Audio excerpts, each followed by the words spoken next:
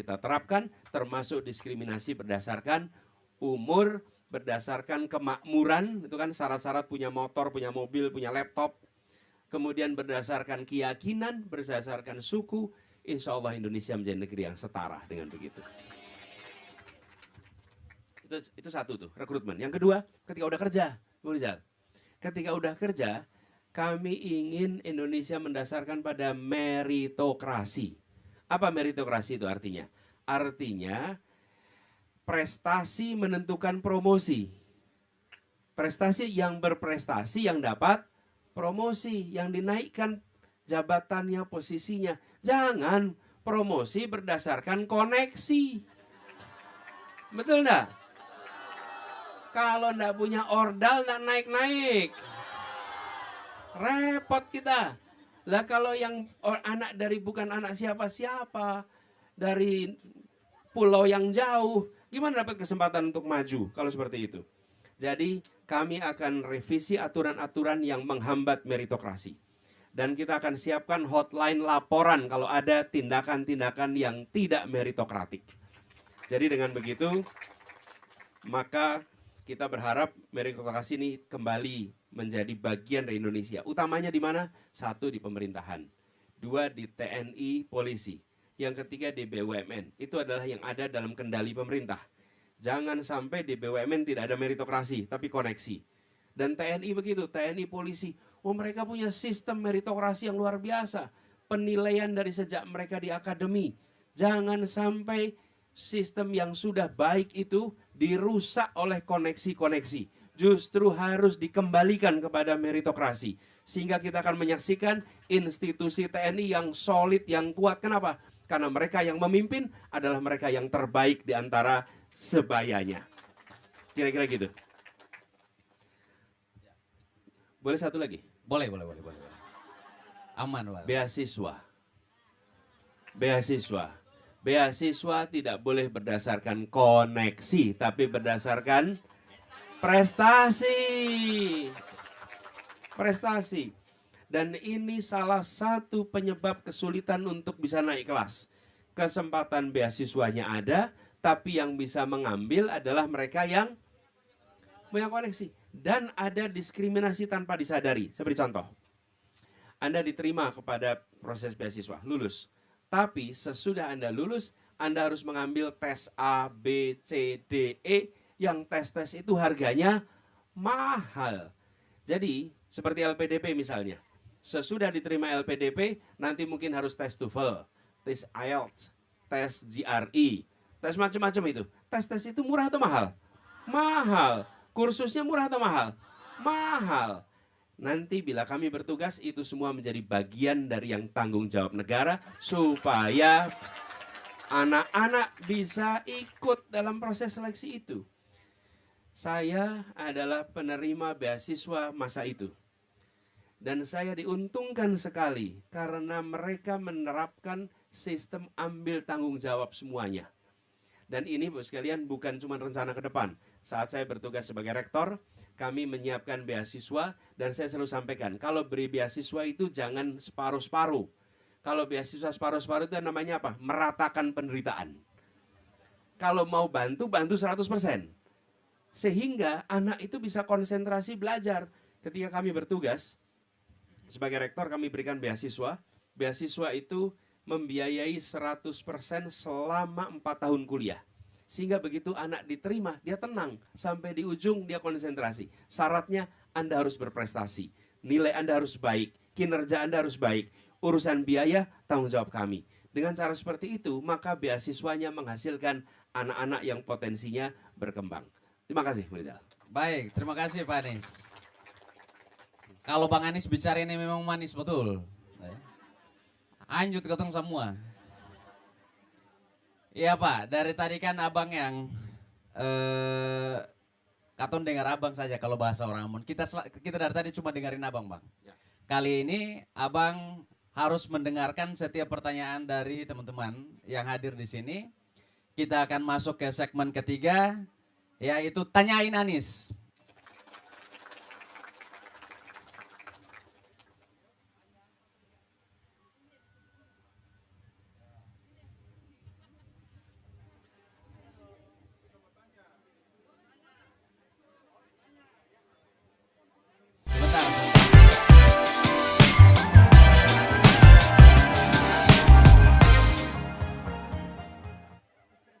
agak terlambat memang suami.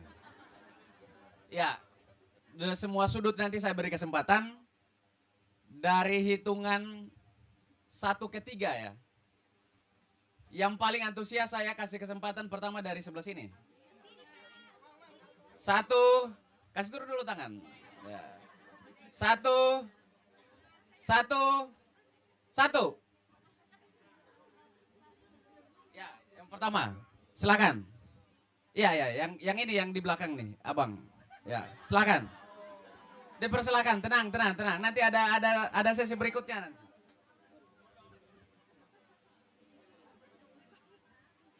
Ayo. Satu-satu.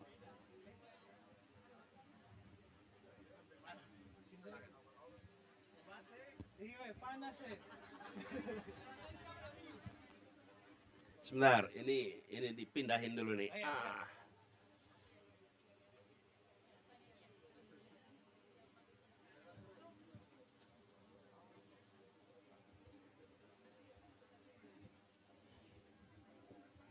Cek. Saya Afan. Mau bertanya Pak.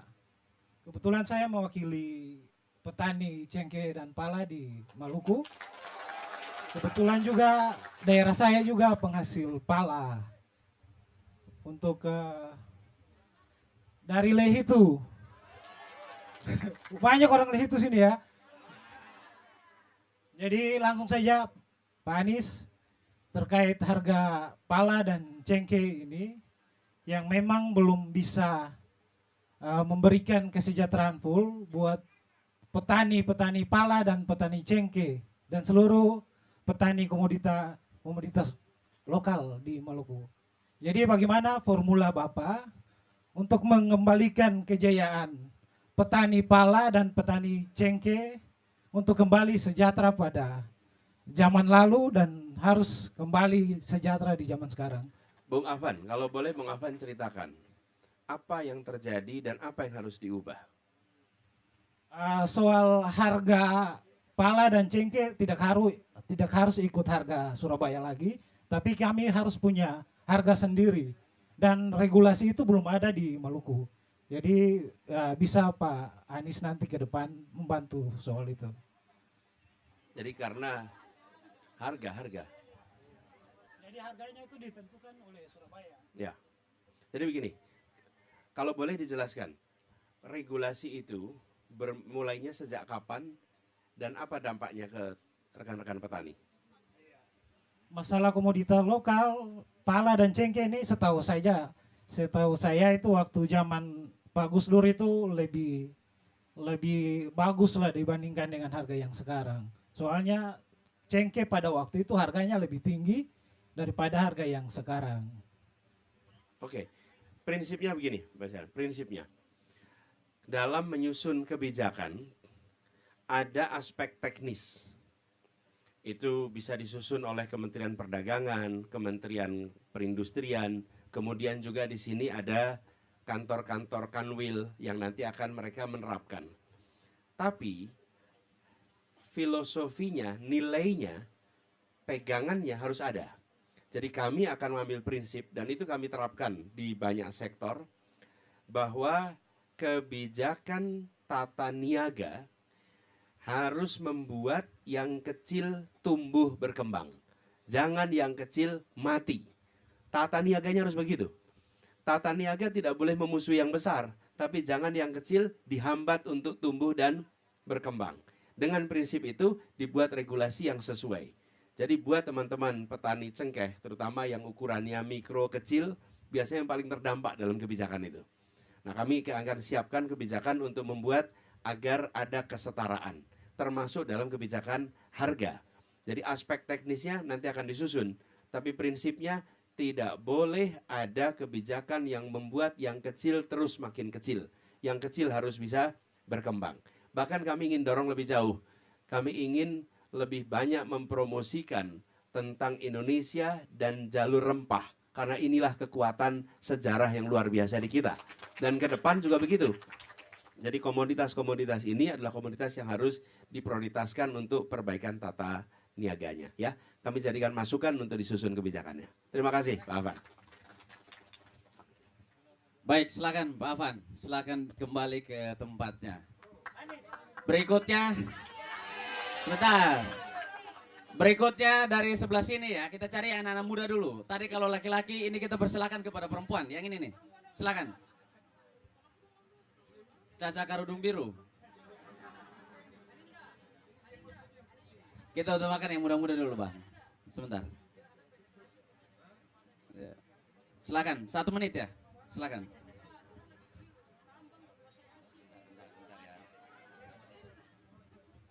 Baik, terima kasih Pak. Perkenalkan diri dulu ya Pak. Saya Hijrah, mahasiswa Universitas Patimura Ambon.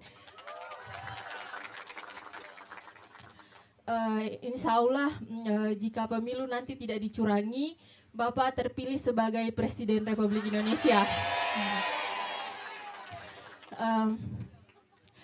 Saya di sini ingin menyampaikan keluhan kami Pak. Tugas Bapak nanti sebagai Presiden Indonesia itu memastikan bahwa tujuan negara untuk mencerdaskan anak bangsa, itu terlaksana secara merata di seluruh wilayah Indonesia. Jujur Pak, kami merasa bahwa negara selama ini dengan sengaja membiarkan kawasan timur Indonesia untuk tetap bodoh, tertinggal, dan terbelakang. Kenapa demikian? Karena kami sebagai anak bangsa, sebagai pelajar, sebagai mahasiswa mengalami ketidaksetaraan dan ketimpangan dalam akses informasi dan ilmu pengetahuan. Kenapa? Karena pada faktanya di sini paket internet dan harga buku di Pulau Jawa berbeda dengan di luar Pulau Jawa, Pak. Paket internet di sini mahal, harga buku mahal. Kemarin saya di Jogja 100.000 itu bisa membeli 2-3 buku. Tapi kalau di sini 100.000 itu belum bisa mencapai 1 buku, Pak. Belum bisa menjangkau 1 buku. Maka di sini saya ingin kalau boleh mengusulkan Pak, saya ingin mengusulkan program Bapak itu agar bisa mensubsidi harga buku dan harga paket internet di kawasan timur Indonesia, Pak. Dan kalau boleh saya mendesak, kami ingin mendesak agar perpustakaan nasional juga dibangun bagi kawasan timur Indonesia, Pak. Karena perjuangan kami anak muda ingin membuat kota ini sebagai kota literasi. Iya Pak, demikian itu yang bisa kami sampaikan. Keren Hijrah, boleh kasih tepuk tangan buat Hijrah. Ya, baik Hijrah, insya Allah. Jadi begini, ini sangat mendasar sekali. Ketika kesetaraan akses kepada ilmu itu tidak terjadi, maka ketimpangan akan terus muncul. Pasti. Karena itu kesetaraan pada akses pada ilmu itu penting. Jadi nomor 1 tadi terkait dengan buku. Terkait dengan buku, insya Allah nanti kita akan bantu siapkan. 1 adalah membangun perpustakaan yang bertaraf internasional di sini. Kita siapkan. Rujukannya mana? Bapak Ibu sekalian, silahkan lihat perpustakaan baru di Jakarta. Lokasinya di Taman Ismail Marzuki, Anda boleh Google aja sekarang. Perpustakaan itu perpustakaan kelas dunia yang sekarang menjadi referensi di mana-mana. Dan itu kami bangun selama kami bertugas. Pada saat dibangun banyak sekali yang mengkritik. Ketika udah selesai banyak sekali yang memuji. Jadi makanya tabah aja kalau dikritik, ya. Tunggu sampai selesai. Kemudian nanti itu jadikan benchmark. Kemudian yang kedua, terkait dengan buku. Insya Allah nanti kita siapkan skema subsidi pengiriman buku. Sehingga buku-buku yang dikirim dari penerbit-penerbit ke wilayah-wilayah yang sulit, pengirimannya akan dibantu oleh pemerintah. Supaya harga buku di seluruh Indonesia nanti bisa murah. Dengan begitu, maka kita akan bisa mendapatkan buku-buku berkualitas. Tidak usah harus pergi ke Jawa untuk dapat buku. Tapi cukup datang ke Ambon, maka semuanya bisa tersedia di situ. Ini kenapa terjadi? Karena biaya logistik kita mahal. Dan buku itu seberat batu, Bapak Ibu. Ya, jadi kalau ngirim buku, itu beratnya luar biasa. Karena kertas itu berat sekali. Karena itulah sebabnya kenapa mengirim buku itu mahal. Karena seringkali beratnya besar, kemudian volumenya itu juga cukup besar. Nah, jadi insya Allah itu yang kedua. Lalu yang ketiga adalah membangun ekosistem untuk konektivitas bagi pemanfaatan untuk ilmu. Jadi kita akan siapkan jaringan-jaringan yang bisa diakses gratis untuk kegiatan belajar, untuk kegiatan mengajar, supaya proses belajar mengajar tidak terkendala oleh biaya internet. Ya. Dan itu insya Allah kita siapkan. Apakah itu pernah dilakukan? Pernah. Kami bangun di Jakarta, berapa spot wifi ya di Jakarta itu? 8.000 ya kalau nggak salah. Sekitar 8.000 spot di Jakarta yang bisa diakses secara gratis oleh siapa saja. Sehingga tidak perlu beli paket internet. Cukup datang ke situ, ada tulisannya Jak. Anda jalan aja, begitu kelihatan Jak wifi, langsung bisa login. Siapa saja, di mana saja. Sudah dikerjakan di Jakarta. Insya Allah nanti kita lakukan juga di sini. Ya. Jadi yang kami katakan bukan akan, tapi meneruskan. Karena kalau akan itu berarti imajinasi, bukan? Kalau meneruskan memang sudah kejadian, tinggal kita teruskan. Dan itu membantu sekali. Mudah-mudahan ini menjawab harapannya Hijrah. Ya. Amin Pak. Terima kasih. Ya, baik. Selanjutnya. Dari sebelah sini dulu ya? Atau sebelah sini? Tapi ini ya, sambil nunggu dipilih. Sebentar. Saya ingin teruskan sedikit. Kami melihat memang di Kepulauan Maluku ini ada sekitar 1.300 pulau. Sekitar 8% dari seluruh total kepulauan Indonesia. Kita memang harus menyediakan fasilitas pendidikan yang lebih serius. SMK perikanan, kelautan harus dibangun di setiap kabupaten di seluruh kota Maluku. Harus ada. Dan SMK-nya dibuat aplikatif. Sehingga mereka mendapatkan kesempatan untuk belajar ilmu-ilmu terbaru terkait perikanan dan kelautan. Ini ilmunya berkembang terus. Jadi ini bukan sekedar soal tadi saya sampaikan lumbung ikan nasional, ibu kota untuk perikanan, kemudian Ambon Newport, tapi yang tidak kalah penting adalah SDM-nya harus dibangun. Jadi insya Allah dengan SMK ini kita akan bisa, SMK di mana-mana ya, akan punya supply lebih baik lagi tenaga kerja di bidang ini. Baik, terima kasih Bang. Satu lagi di bagian sini. Hitungan ketiga ya. Hitungan ketiga. Satu.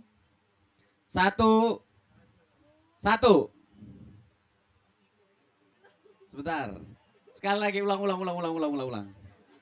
Satu.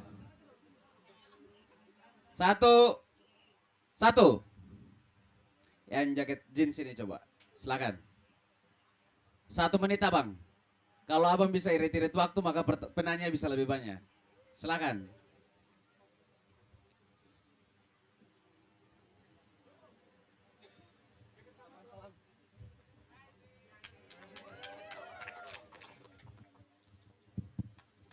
Ya, terima kasih. Assalamualaikum warahmatullahi wabarakatuh. Waalaikumsalam. Saya Iqbal Abah. Saya Iqbal. Saya memulai mengagumi Abang Anies ini dari Indonesia Mengajar. Alhamdulillah sampai sekarang. Dari Indonesia Mengajar, terus jadi menteri, gubernur dan sampai. Dan kami berharap sebenarnya semalam kita jemput di bandara. Saya bilang pada teman-teman, ini kita jemput presiden masa depan kita. Amin. Jadi sebenarnya beliau sudah menjadi presiden. Nah, tinggal pelantikannya nanti kita tunggu. Kira-kira gitu Bang. Ini Bang, yang paling terpenting adalah soal lumbung ikan nasional ini kan sebenarnya itu lumbung tipu nasional sebenarnya. Karena kita di prank, ya sudah jangan sebut namanya itu. Terus gini Bang, ini dari semua gagasan tentang Maluku itu, ya kita anggap bagus. Tapi satu pertanyaan dasar dan sederhana yang kita ingin dengar dari hati nurani dan yang kita ingin hadir dari hati nurani Abang. Gini Bang, ketika negara dalam keadaan genting dan masyarakat atau warga negara butuh keberpihakan presiden, jika nanti Anda menjadi presiden, ketika kepentingan partai dan masyarakat itu dia bertabrakan dan kita butuh keberpihakan presiden, apa yang Anda akan pilih? Terima kasih. Terima kasih Bung Said dan Bung Iqbal. Saya catat Iqbal di sini nyebutnya Said. Terima kasih Bung Iqbal. Pertanyaan bagus dan saya ingin sampaikan, ketika mengambil keputusan itu harus memiliki dasar.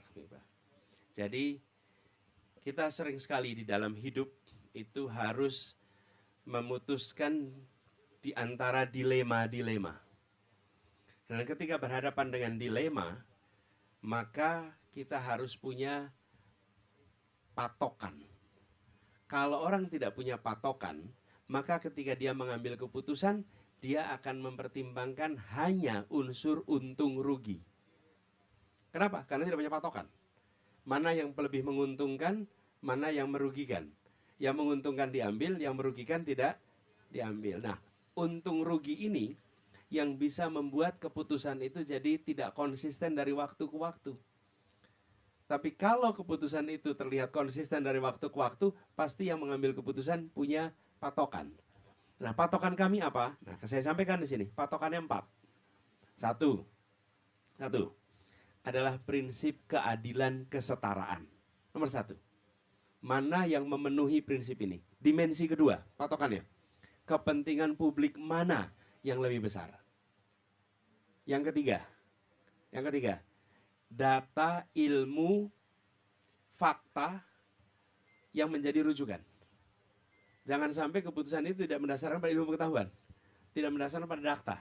Yang keempat, mendasarkan kepada konvensi, aturan, undang-undang nomor 4. Urutannya tidak saya balik ini, Bung Iqbal.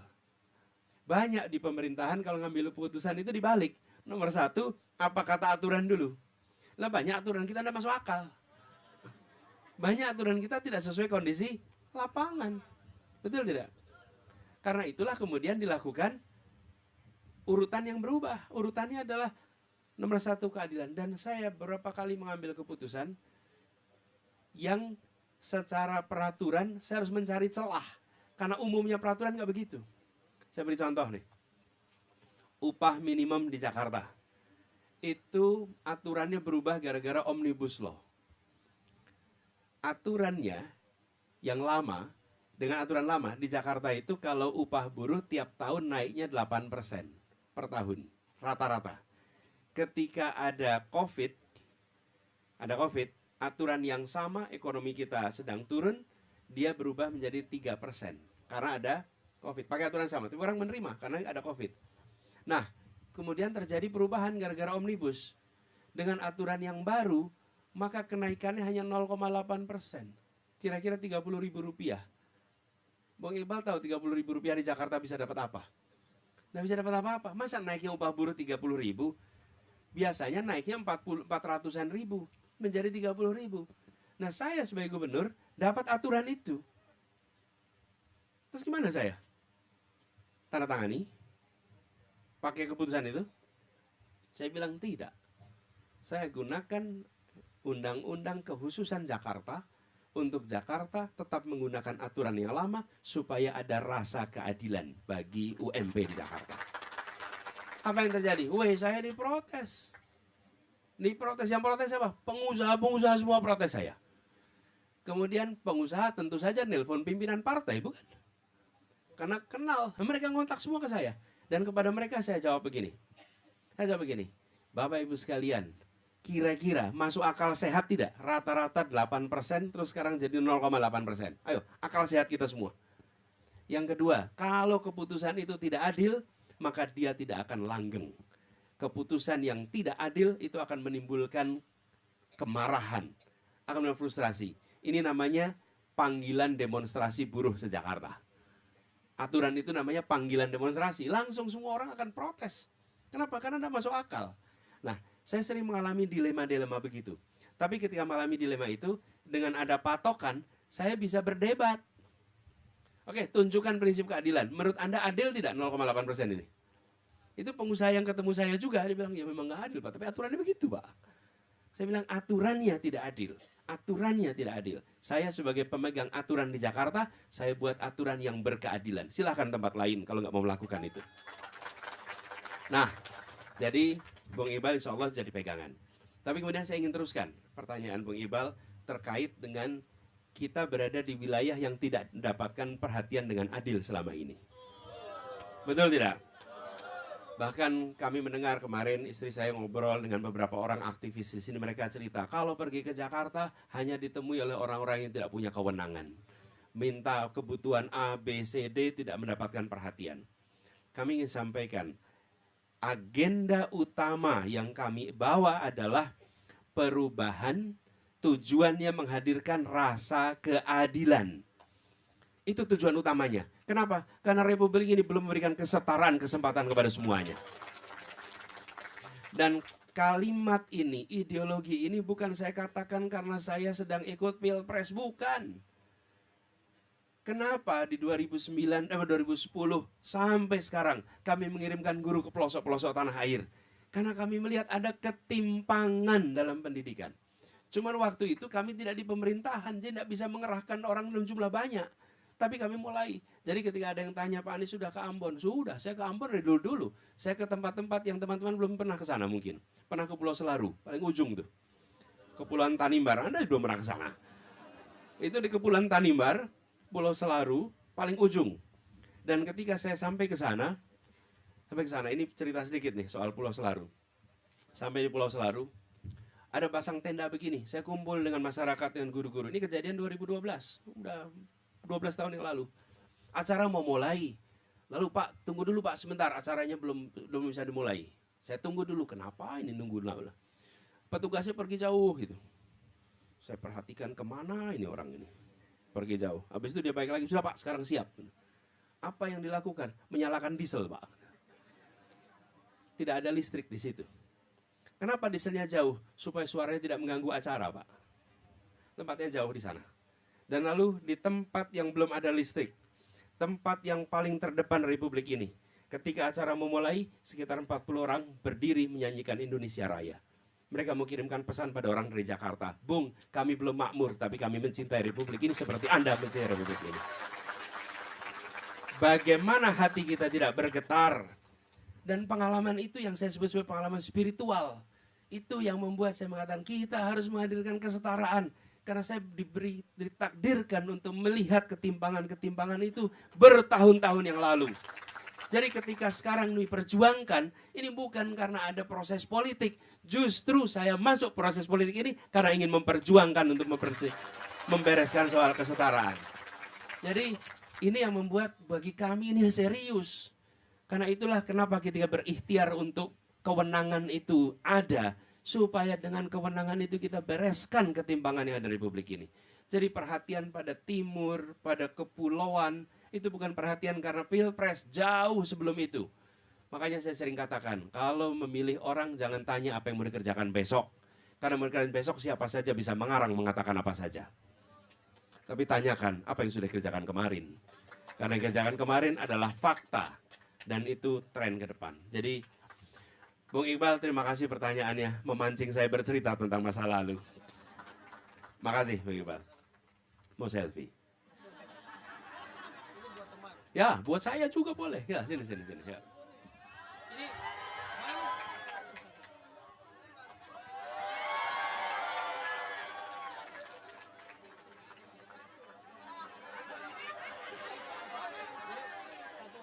Kemarin ada satu relawan teman saya, dia kemarin sendiri bapaknya meninggal. Dia minta baca doanya. Namanya Putri Nabila Hussein. Ini kirimin aja. Bicara sama dia. Saya ingin, ini kebetulan saya cerita. Ini nanti Anda cerita di situ. Bang Anies terakhir. Ya. Tahu manis? Tahu apa? Manis. Tahu. Kalau orang Ambon bilang manis itu Maluku Anies. Siap, terima kasih. Baik, teman-teman, masih semangat ya? Beta mau tes teman-teman nunggu semangat dulu. Siap wujudkan perubahan? Siap. Baik, lanjut. Cuma tes saja, kalau masih semangat kata lanjut. Teman-teman tadi kalau suara agak lebih kuat sedikit, beta tambah satu penanya lain. Bisa? Mau kasing? Mau kasing? Sekali lagi beta tanya dulu, siap wujudkan perubahan? Siap. Baik. Kain kayaknya tambah satu lagi jadi 6. Nah. Satu ini dulu dari sini. Sebentar ya. Karena 6, beta minta pertanyaannya itu singkat. Kalau lebih singkat lebih bagus supaya kita bisa buka kesempatan untuk yang lain. Silakan. Sebentar nanti kita kasih yang lain. Silakan. Sebentar.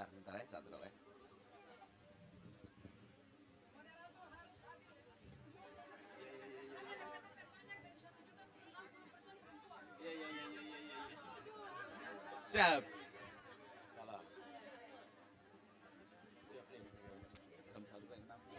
Oke baik Bang, terima kasih atas kesempatannya. Mungkin pertanyaan saya di sini singkat Bang. Dan juga pertanyaan saya sih di hari ini mewakili seluruh ibu-ibu yang hari ini memang ketika kabar itu muncul selalu mereka tunggu-tunggu ya terkait dengan PKH Bang. Gini, PKH itu data yang sampai sekarang itu Bang belum diupdate hingga sekarang. Maka yang otomatis yang kaya tambah kaya, yang miskin tambah miskin. Itu Bang.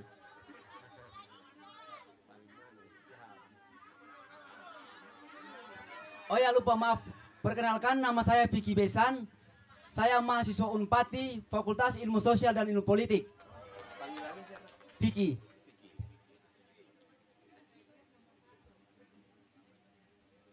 Oke baik Bang, mungkin Oke, siap. PKH ya. mungkin Bang, maaf ada satu lagi mungkin ketika Bang jadi presiden, mungkin saya sebagai anak muda milenial Maluku ingin memberikan masukan buat Abang.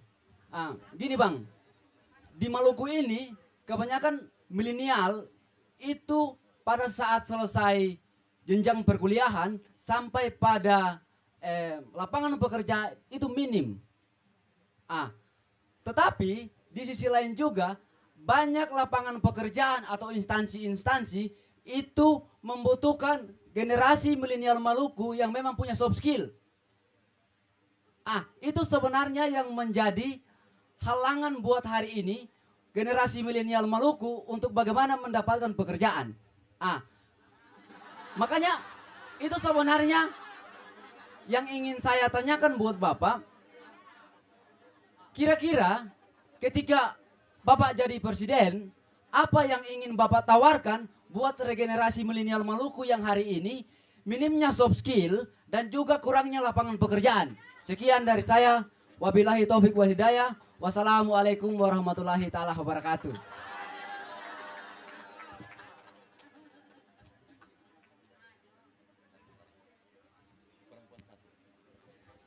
Terima kasih Bung Vicky. Pertama soal PKH. Jadi program-program yang bersifat bantuan sosial itu akan kita lakukan perubahan. Kabar yang mengatakan itu dihentikan itu tidak benar. Yang ada diubah dari bansos menjadi bansos plus. Tinggal pilih mau bansos minus atau bansos plus. Nah, bansos plus. Apa perubahannya? Satu, terkait dengan jumlahnya. Yang kedua, terkait dengan penerimanya. Banyak yang sebetulnya berhak tapi tidak mendapatkan. Kenapa? Karena data yang belum akurat. Yang kedua, praktek di lapangan. Ada ordal-ordal nih. Betul tidak? Nah, ordal-ordal ini harus dibersihkan. Dan pembersihannya harus melibatkan masyarakat.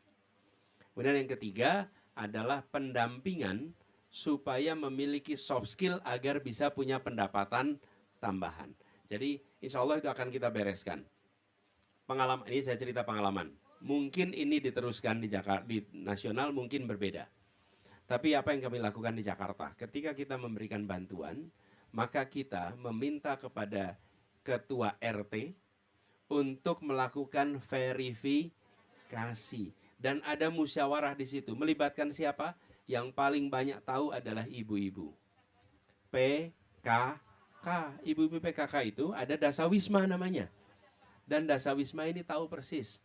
Ada juga kader Posyandu. Juga tahu kondisi masyarakat yang ada di situ. Sehingga data dari pemerintah di cross check dengan kondisi di lapangan. Dari situ kemudian kita berikan bantuan agar sesuai dengan persyaratannya. Itu satu ya. Yang kedua, soft skill. Jadi kira-kira Bung Vicky ini menyampaikan, ada dua masalah nih Pak. Satu, soft skillnya harus ditingkatkan. Yang kedua, lapangan pekerjaannya harus tersedia. Gitu kan kira-kira. Nah, untuk soft skill, tadi saya sampaikan terkait dengan SMK. Itu kita akan dorong. Kemudian yang kedua, terkait dengan mereka yang sudah kuliah, Mungkin memang harus ada program-program pendampingan untuk keterampilan-keterampilan khusus yang dibutuhkan di kawasan Maluku. Dan bila itu dibutuhkan, lewat perguruan tinggi perlu disiapkan semacam training-training spesifik dengan ada sertifikasinya, supaya memiliki keterampilan-keterampilan spesifik yang dibutuhkan.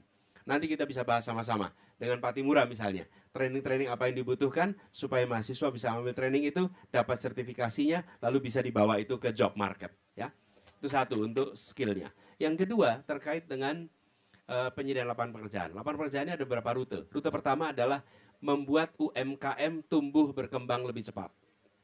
Karena UMKM ini adalah penyedia lapangan pekerjaan paling cepat. Begitu UMKM itu tumbuh, dia langsung merekrut orang untuk bekerja. Dan kecepatan rekrutmennya itu tidak seperti perusahaan besar, bisa cepat sekali dilakukan. Apa yang dibutuhkan UMKM? Satu adalah bantuan permodalan. Yang kedua, regulasi yang diubah. Hari ini, bila ukurannya kecil, sektornya non formal, cari pinjaman sulit sekali. Lebih mudah yang besar cari pinjaman ke bank daripada yang kecil cari pinjaman ke bank. Betul tidak? Yang membuat bank seperti itu bukan kemauan banknya, tapi aturan yang dibuat oleh pemerintah. Kepada siapa dibuat aturan itu? Kepada bank-bank milik pemerintah. Karena bank-bank milik pemerintah itu punya tugas melakukan pembangunan, bukan semata-mata swasta. Kalau dia hanya beroperasi seperti swasta, ya jadi bank swasta saja. Kenapa disebut sebagai bank milik negara? Supaya dia bisa membantu meningkatkan kesejahteraan rakyatnya. Nah, itu regulasinya diubah. Yang ketiga, regulasi keuangan. Yang ketiga adalah aturan-aturan yang ada di perkotaan sering sekali membuat zonasi menghalangi usaha. Tidak bisa mendapatkan IUMK, izin usaha mikro kecil, karena lokasinya bukan lokasi untuk usaha. Nah, padahal usaha mikro kecil itu sekarang di rumah, tidak berdampak kepada lingkungan. Jadi begitu, Bung. Dua itu. Lalu barangkali satu lagi, mudah-mudahan dengan ada industrialisasi, maka kita akan bisa merekrut tenaga kerja lebih banyak lagi. Begitu, Bung Vicky, jawaban saya. Terima kasih. Ya, baik, terima kasih, Bang. Semoga di 2024 ini Bang Anies, terkhususnya di Maluku, insya Allah Bang Anies keluar 100%, saudara-saudara. Cukup. Oke, baik, Silakan. Bang, terima kasih. Satu lagi di bagian sini. Sebentar, Bang. Saya sudah terdesak, makanya saya harus desak Anies supaya Ya, baik. ya maaf. Saya terdesak. Saya desak sudah. Anies, saya pengajar di Fakultas Bang, saya minta 1 menit nggak nyampe ya. Soalnya Pak Anies sudah ini. Oke, silakan. Oh ya, Pak Anies. Begini, kalau kita bicara Maluku tentang laut dan sumber daya, ini sudah jauh sebelum Indonesia ini ada. Karena Maluku, maka Indonesia itu hadir. Alasan penjajah datang di Nusantara karena Maluku. Dia jajah ya. Nama saya Edwin Rizal Tamher. Ya, saya dari Fakultas Ekonomi dan juga aktivis untuk masalah usaha kecil. Jadi begini Pak, yang seperti Bapak sampaikan tadi terkait perikanan di Maluku, Lin dan sebagainya Pak. Ini sudah janji manis dari presiden-presiden sebelumnya sampai tadi ini.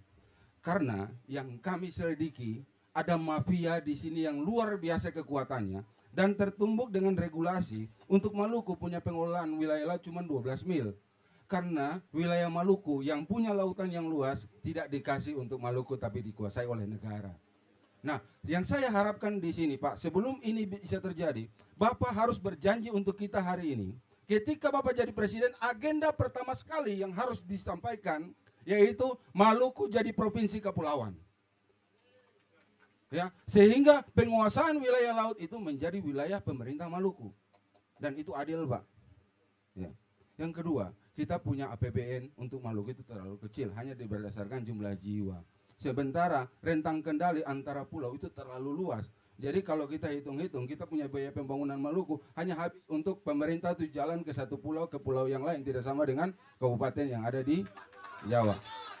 Terima kasih Pak. Dan yang ketiga satu lagi Pak, saya minta Bapak berjanji Pulau Banda sebagai asal mula pemerintahan Nusantara itu menjadi satu daerah administrasi yang setara dengan kabupaten atau kota, bukan lagi kecamatan kecil yang tidak menjadi perhatian. Padahal itu pulau sejarah di dunia Pak. Itu aja, terima kasih Pak.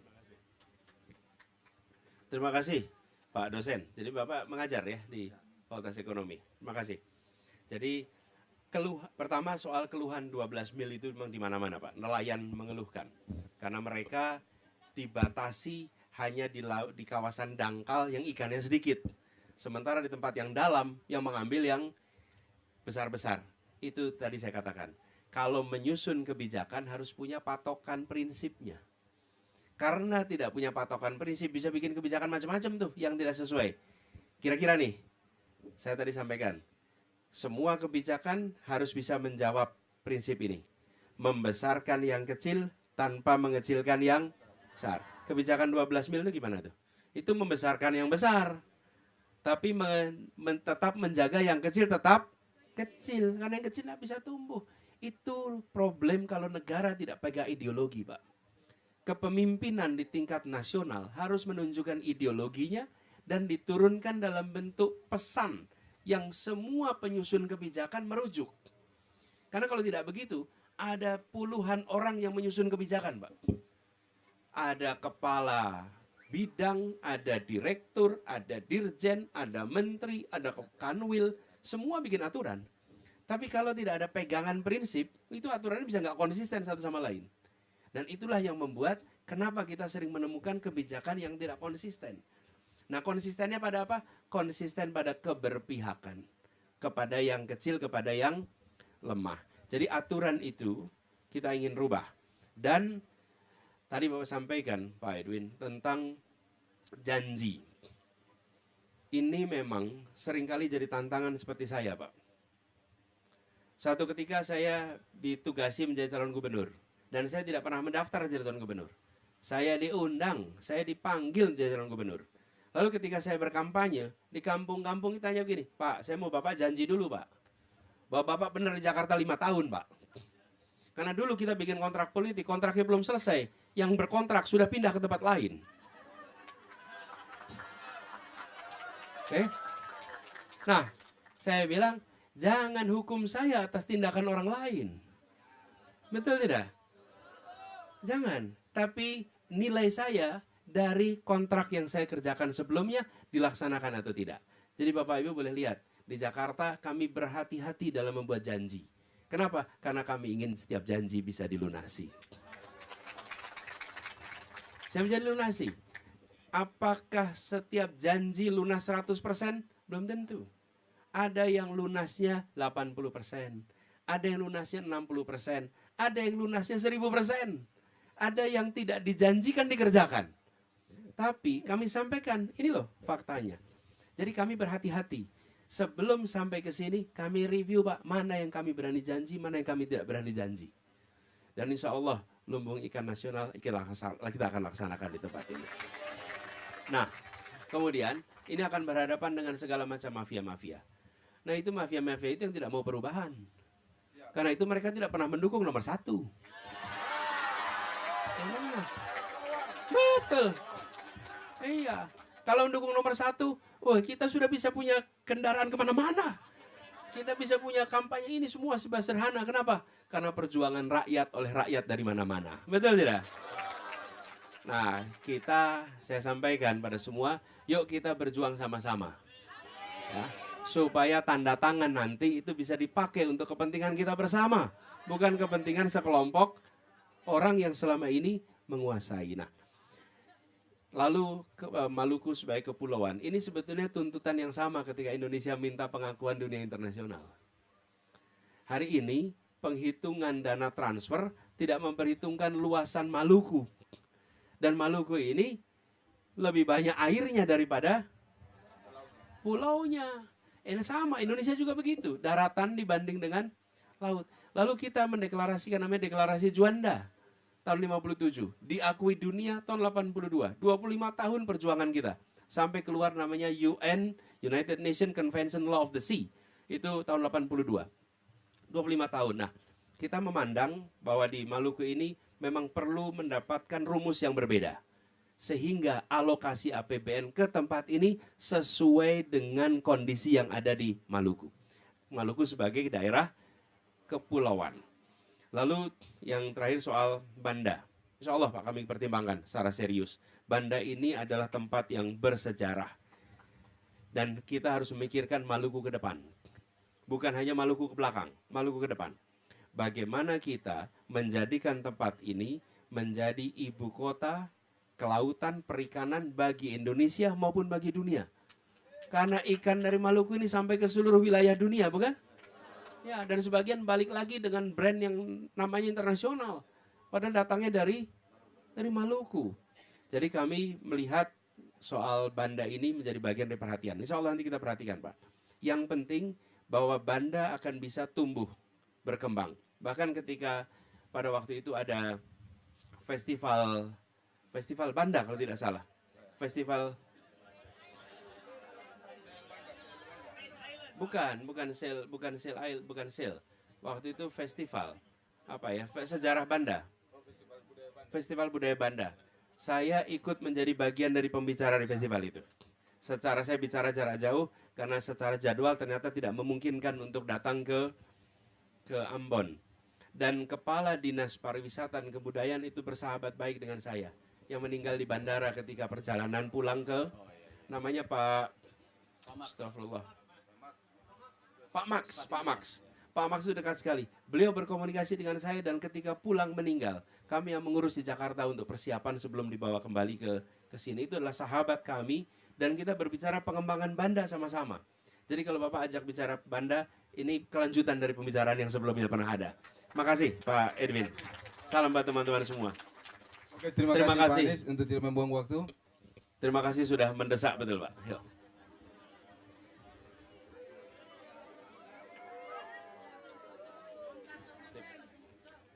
Terima kasih. Baik teman-teman, udah cukup ya. Tadi sebenarnya mau kasih kesempatan buat perempuan tadi. Jadi kalau perempuan marah saya, jangan marah abang ini aja. Ya. Gini. Jadi terakhir. Udah Bu, Caca.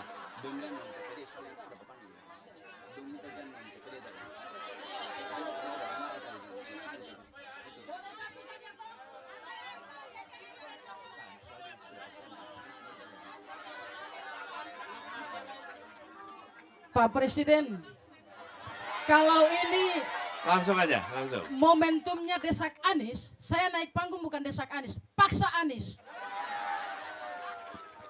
Yang pertama, perkenalkan nama saya Farida Rahangier, aktivis dari Kabupaten Seram bagian Barat, Pak Presiden.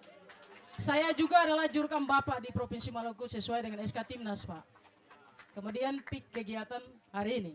Langsung aja. Kami pilih langsung. lokasi ini karena banyak kole-kole di depan, perahu Pak maksudnya. Siap. Yuk, Yang langsung. pertama, dalam menanggapi pertanyaan teman-teman soal kenapa kita dijajah hanya karena soal rempah. Sesungguhnya bukan rempah Pak. Kita punya kandungan logam terbesar dan itu juga logam mulia di bumi tanah Maluku. Bukan soal rempah-rempah kawan-kawan sekalian. Oleh sebab itu, kita bukan hanya membutuhkan hal-hal yang sifatnya program makro nasional Pak. Kita berkeinginan Maluku diberikan daerah istimewa khusus. Apa bedanya kita sama Papua? Apa bedanya kita sama Jogja, Pak? Hari ini kita mau bilang negara lagi tidak adil kepada Maluku. Padahal Maluku akan menjadi penyangga ekonomi Indonesia paling akhir, Pak. Mengutip pesan dari ayah saya, beliau bercerita bahwa tahun 1960-an di founding fathers kita Bapak Soekarno mendatangi kota Masoi, beliau memanggil saudara Smokil. Smokil bilang, dia akan memberikan Maluku ini menjadi sebuah negara. Maluku menjadi sebuah negara. Ini sejarah jangan kita lupa. Kalau memang kita adalah anak-anak yang lahir dari kandungan sejarah. Peradaban ini pun jangan kita lupakan. Disingkat aja Kak, disingkat aja Kak. Beliau bilang begini, saudaraku Smokil turunlah. Kita akan bangun Maluku paling akhir. Oleh sebab itu closing statement saya, kita ingin Maluku menjadi daerah istimewa. Bukan hanya soal ANP, bukan hanya soal LIN dan lain sebagainya. Baik, terima kasih Kak Ida, silakan. Sehingga petisi Bang dari Anies, teman-teman yang telah dikaji selama 3 hari itu dapat dibacakan. Silakan. Nah, nanti aja Siap. ya. Oke. Ya, nanti Terima setelah kasih, ya, Bu Ida. setelah Bang Anies menjawab. Terima nanti ya. kasih, Bung Ida. Atau nanti Jadi setelah begini, refleksi aja. Kita terima kasih atas gagasan ya, idenya. Yang kami melihat begini, yang sangat penting adalah kondisi rakyat yang berubah, bukan sekedar simbol nama yang berubah. Karena itulah yang dibutuhkan. Jadi kadang-kadang kita fokus pada penamaan. Ya, penamaan itu baik-baik saja, tapi apalah artinya kalau ternyata tidak menghasilkan kesejahteraan. Justru yang harus diubah itu kebijakan-kebijakan yang senyatanya tidak menghasilkan kesejahteraan. Bahkan kalau lihat di Papua sekarang, dengan status yang ada, apakah kemudian di sana terjadi kesejahteraan? Apakah jadi ketimpangan? Tidak. Padahal namanya sudah. Jadi jangan sampai kita konsentrasi di nama. Tapi justru yang kami ingin lakukan adalah perubahan atas kondisi nyata dengan melakukan perubahan kebijakan-kebijakan yang berdampak langsung. Jadi gini kira-kira, kebijakan yang menghambat pertumbuhan di Maluku dikoreksi. Kebijakan yang belum ada yang bisa menumbuhkan disiapkan. Dengan cara begitu nanti insya Allah terjadi perubahan di Maluku ini. Makasih ya, Widaya. Siap. Dan oke, Ibu boleh turun lagi. Terima kasih. Saya boleh selfie aja, Pak. Selfie boleh tentu saja, boleh. Saya boleh. Nah, jadi begini Mas sekalian, sambil meneruskan, Bu Ida siapin. Tapi tempatnya memang pilihannya keren, Bu. Sini, nah. Ya, Terima kasih, Pak. terima kasih. Jadi Presiden. Bismillah. Baik, terakhir Dan- mohon maaf ya. Yang lain yang belum sempat bertanya, karena Bang Anies sudah harus bertolak. Terakhir Ya. Bang, harus kita minta refleksi. Begini, Eh, nanti aja, nanti diberikan kesempatan ya. Refleksi ya, silakan. Ini teman-teman sekalian. Tadi diceritakan tanah ini tanah yang menjadi sumber penyebab kedatangan kekuatan global sampai ke sini. Inilah tanah Maluku. Dan bukan semata-mata karena kekayaan alamnya, tapi juga oleh manusianya. Bahkan ada catatan sejarah yang menceritakan bahwa salah satu versi orang pertama yang pernah keliling dunia adalah orang dari Maluku. Salah satu versi, ada banyak versi, salah satu versi yang menggambarkan bahwa Maluku adalah bagian dari global di masa yang sangat awal dulu. Dan kita menyaksikan tumbuh orang-orang hebat dari Maluku. Ini salah satu orang hebat yang muncul, ini kami dapat kutipannya nih. Kaos ini kutipannya, boleh saya buka aja ya. Bisa dibaca tulisannya. Apa bacanya? Ya. Apa tulisannya? Politik bukan alat kekuasaan, tapi etika untuk melayani, kata siapa? Johannes Leimena. Dan Johannes Leimena ini, kalau Bapak Ibu teman-teman semua dengar kata puskesmas, tahu puskesmas ya? Pusat Kesehatan Masyarakat, siapa yang menggagas itu? Johannes Leimena, orang yang menggagas konsep puskesmas yang hari ini dirasakan manfaatnya di seluruh wilayah Indonesia. Dan insya Allah nanti ada puskesmas di seluruh wilayah di Maluku ini. Jadi kami menyatakan bahwa begitu banyak orang-orang hebat yang muncul. Nah, kami ingin ke depan Maluku tidak lagi menjadi daerah yang tertinggal. Kenapa? Karena konsep pembangunan kepulauan akan kita adopsi. Bahkan kebijakan tentang pangan pun kami mengadopsi istilah agromaritim. Kenapa? Karena produksi pangan itu ada yang di tanah, ada yang di laut. Yang di laut itu yang biasa disebut aquaculture. Yang di tanah disebut agriculture. Keduanya insya Allah kita jadikan satu kebijakan. Namanya agromaritim. Dan konsekuensinya maka banyak aturan-aturan yang menghambat pembangunan di kawasan kepulauan harus diubah. Salah satu wilayah kepulauan di Indonesia adalah Kepulauan Maluku. Dan harapannya dengan perubahan itu maka wilayah kepulauan bisa tumbuh berkembang. Yang kedua, ini punya kekayaan budaya yang mewarnai Indonesia. Tadi sudah disebutkan kita akan bangunkan tempat-tempat yang terkait dengan kebudayaan. Tapi yang tidak kalah penting, yang bahkan menurut saya yang paling mendasar, kita ingin kualitas pendidikan di Maluku setara dengan kualitas pendidikan di kota-kota di Jawa. Supaya apa? Supaya ibu dan bapak ketika mereka menidurkan anaknya kecil, tidak usah membayangkan mengirimkan anaknya untuk pergi ke kota di Jawa. Tapi dia bisa mendidik anaknya tetap di kota ini. Saya mengalami, saya sekolah di Jogja. Teman-teman kelas saya itu ketika SMA, sebagian SMP, itu mayoritas SMA, banyak yang datang dari jauh. Dan datang dari jauh itu mereka apa? Melepaskan diri dari orang tuanya untuk dapat pendidikan berkualitas agar punya masa depan. Betapa tidak ringan bagi orang tua ketika mereka dipaksa mengirimkan anaknya pergi bukan karena semata-mata keinginan, tapi karena kondisi sekitarnya yang belum menyiapkan. Negara harus hadir di Maluku, negara harus hadir di Ambon dengan pendidikan yang berkualitas supaya orang tua bisa mengirimkan anaknya di sekolah terdekat, tidak perlu meninggalkan Ambon untuk bisa mendapatkan sekolah-sekolah yang berkualitas. Dengan begitu kita nanti punya kesetaraan. Ibu sekalian, banyak hal yang ingin kita kerjakan. Tapi kalau boleh saya sampaikan sebagai pesan pada kita semua, bahwa apa yang dikerjakan di masa lalu, alhamdulillah saya bersyukur bahwa Maluku adalah bagian dari perjalanan hidup kami. Bahkan saya di sini mengajak mantan pengajar muda yang pernah bertugas di sana. Coba Dedi, kamu berdiri. Ini Dedi Wijaya. Dedi ini bertugas di Pulau apa, Ded? Siapa? Ini Dedi. Satu lagi, Billy mana Billy? Ada Billy di sini. Billy David. Mana? Oh itu Billy, coba sini. Dad di mana pulaunya? Iya Pak, jadi saya dan Billy, kami bertugas di Kepulauan Molomaru di Kepulauan Tanimbar Pak. Jadi saya di desa yang namanya Wadanko, itu di pinggir Laut Banda ya, sama Billy di Adodomolo. Di Adodomolo. Lalu Billy di mana? Sama, kami satu pulau, Molomaru Pak. Molomaru. Ada yang sudah pernah sampai sana? Belum. Kalau sampai ke sana jelaskan dari Ambon naik kapal, prosesnya gimana kemarin? Ya kalau dari Ambon ke Somlaki kan 1 malam ya naik kapal ya Bapak Ibu. Dari Somlaki ke Larat 1 malam lagi, lalu ke tempat kita 6-8 jam ya Dedi ya. Jadi lebih dari 24 jam kalau dari hitungan dari Somlaki saja, belum dari Ambon ya.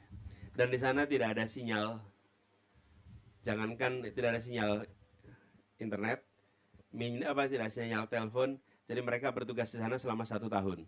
Dan mereka adalah anak-anak berprestasi yang sesungguhnya bisa dapat pekerjaan-pekerjaan yang sangat baik di Jakarta. Tapi mereka berada di pelosok-pelosok. Itu saya ingin sampaikan apa? Bahwa ketika kita mengikhtiarkan kemajuan, banyak orang mau terlibat, banyak orang mau melakukan. Dan saya makin optimis, Indonesia punya stok anak muda yang baik-baik. Ya Pak. Jadi mereka berdua, sebenarnya berenam ya waktu itu ya. Berenam, buat mereka, rumah keduanya adalah tempat mereka mengabdi selama 1 tahun. Betul nggak Bill? Billy ini berasal dari Papua, asal dari Papua, sekolah di Jawa, dia kembali mengabdi di pelosok. Sudah bekerja di perusahaan pertambangan di Kalimantan dan ditinggalkan bekerja di sana.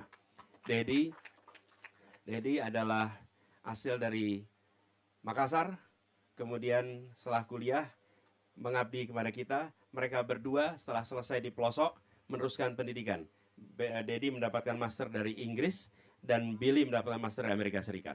Okay?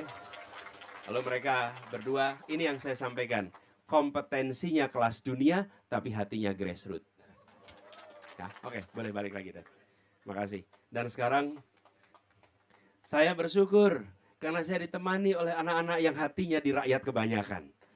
Saya bersyukur anak-anak yang kompetensinya kelas dunia dan mereka yang bekerja bersama selama ini. Insya Allah perubahan yang kita dorong adalah perubahan yang bisa memberikan manfaat pada mereka yang kecil.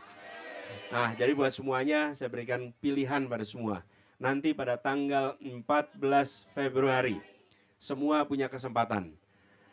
Ada 3 pasang yang ditawarkan oleh sistem politik kita. Kepada siapa amanat dan kewenangan itu dititipkan. Kekuasaan ada pada rakyat, kekuasaan tetap pada rakyat.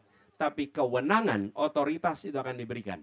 Dan salah satu dari 3 itu akan diberikan. Dan saya percaya rakyat Indonesia akan bisa membandingkan rekam jejaknya, rekam karyanya, rekam pikirannya. Dan sesudah itu mereka akan menitipkan. Kenapa? Karena yang dipilih ini bukan pemilihan foto untuk dipasang di ruang kelas. Bukan. Ini pemilihan orang untuk mengambil keputusan atas nama rakyat Indonesia.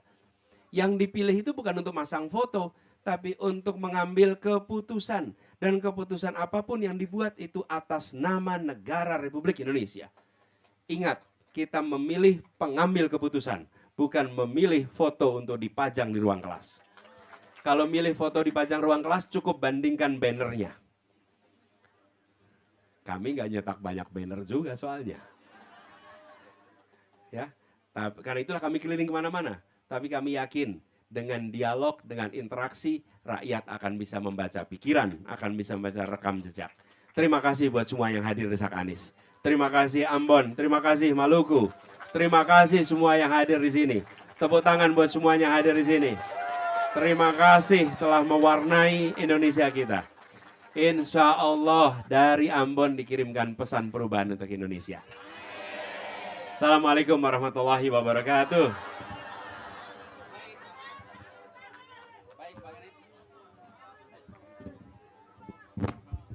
Baik, Bang Anies. Ini saya bawa sebentar. Saya bawa rompi. Rompi ini dibuat oleh namanya Ciki Fauzi. Cikinya mana Ciki? Mana tadi? Bapak bukan Ciki. Ciki mana Ciki? Ciki Fauzi itu, itu dia tuh, lihat sana tuh, lihat sana. Naik Ciki, naik. Nah, itu dia. Dadah semuanya tuh. Ciki membuat kaos ini. Ini namanya Ciki Go. Oke?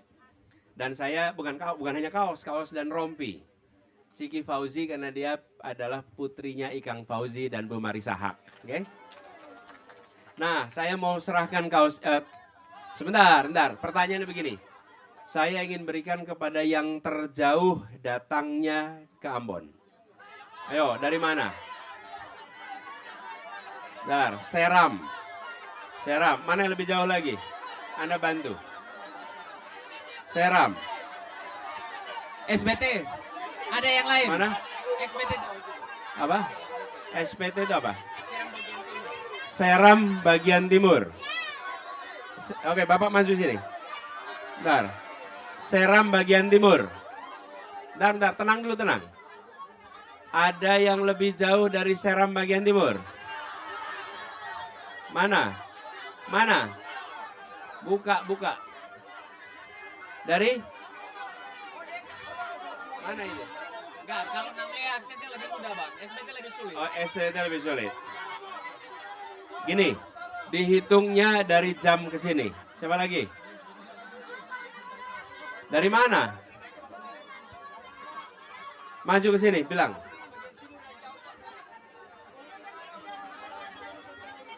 Mana? Dari mana?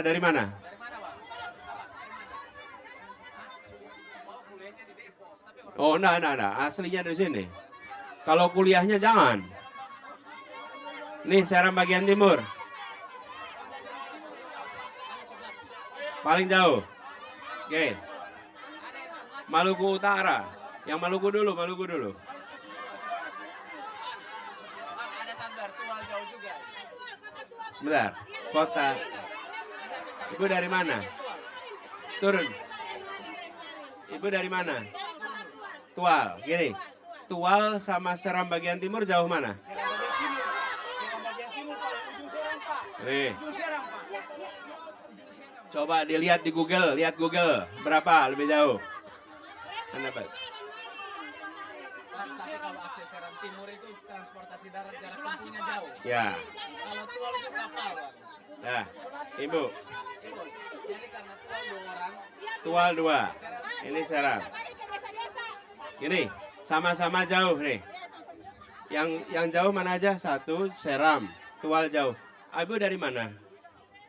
Seram bagian barat. Jauh juga. Sini, kamu ke sini. Nih. Nah. Rompinya bukan 4 jumlahnya.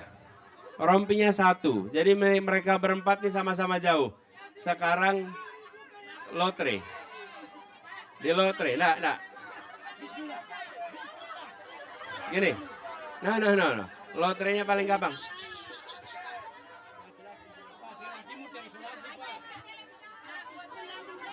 Bapak Ibu, sebentar. Saya mau lotre. Saya mau lotre nih. Oke. Saya akan ambil 2 yang di tengah dulu. Nanti 2 memilih. Tengahnya pakai apa? Abjad nama. Saya tidak kenal mereka semua.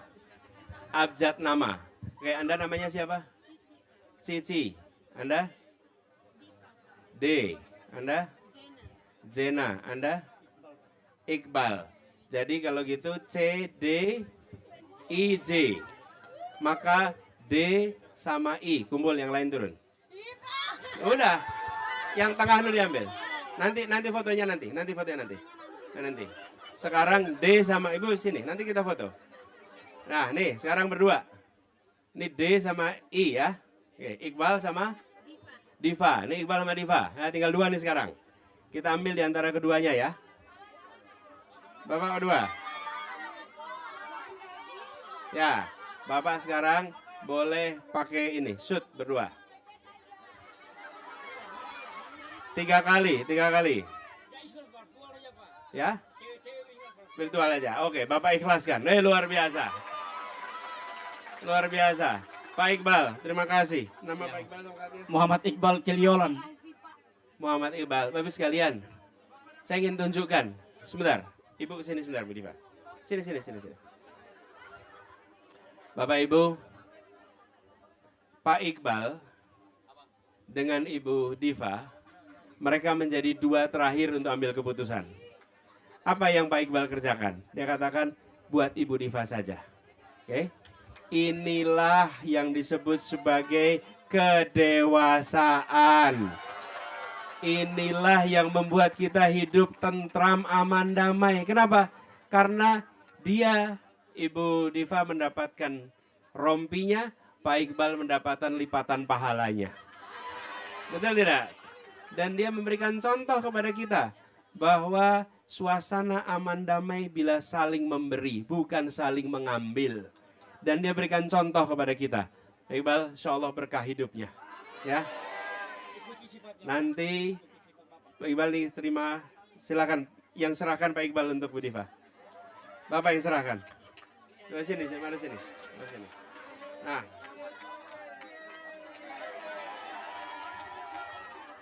Terima kasih. Terima kasih. Pak Iqbal, ini desak Anies yang berakhir dengan keteladanan. Luar biasa. Terima kasih Pak Iqbal, terima kasih buat semua yang hadir. Insya Allah keteladanan ini menular ke semua tempat. Ya, terima kasih.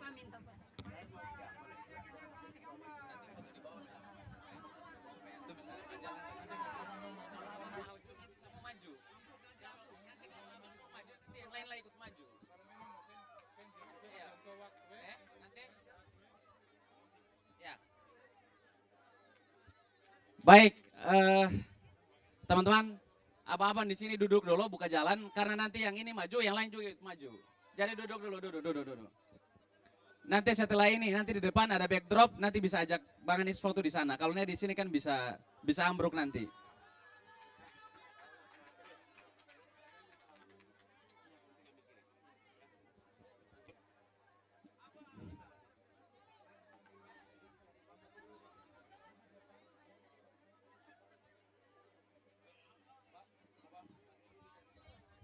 Nanti di bawah aja. Nanti di